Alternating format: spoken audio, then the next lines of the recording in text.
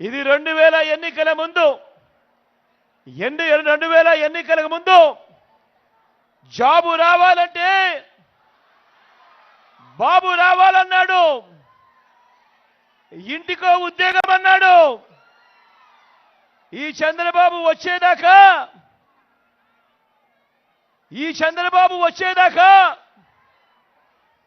ఎన్నికలు వచ్చేదాకా ఎన్నికలు అయిపోయేదాకా ఈ చంద్రబాబు అన్న మాటలేమిటి?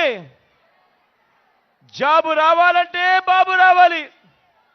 ఒకవేళ జాబ్ ఇవ్వకపోతే ఏమన్నాడు? ఇంటింటికి 2000 రూపాయలు నిరుద్యోగ వృత్తి అన్నాడా లేదా?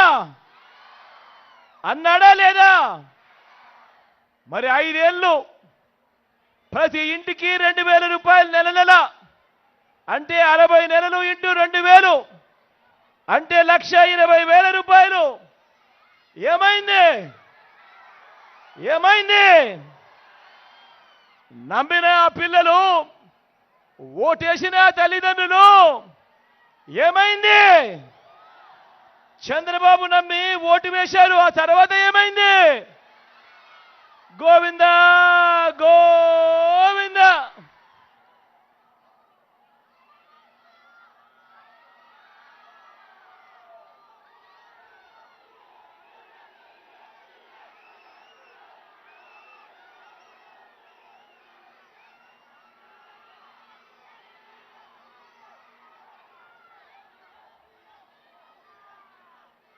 ముఖ్యమైన హామీలంటూ ఇంకా ముందుకు పోదామా? ఆయన ఏం చెప్పాడు? 87,612 కోట్ల రూపాయలు.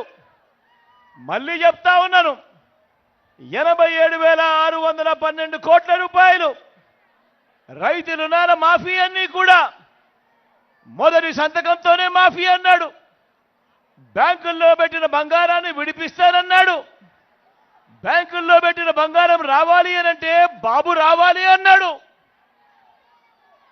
నా రైతన్నలు 2014లో ఈ మాటలు నమ్మి చంద్రబాబును ఓటు వేసి గెలిపించారు. ఏమైంది? మళ్ళా ఏమైందక్క తర్వాత? ఏమైందన్నా తర్వాత? గోవిందా గోవిందా.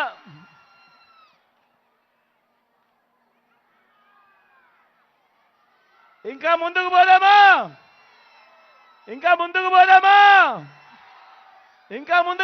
అన్నా?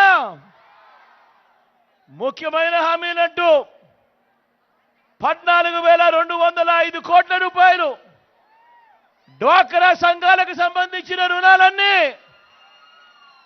మాఫీ చేస్తానన్నాడు.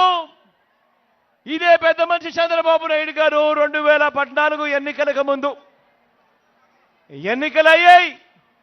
నా అక్క చెల్లెమ్మలు చంద్రబాబు నాయుడును నమ్మారు. అప్పట్లో ఓటు వేశారు.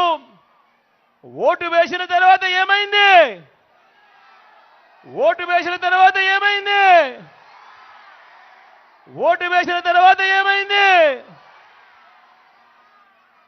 గోవిందా గోవిందా.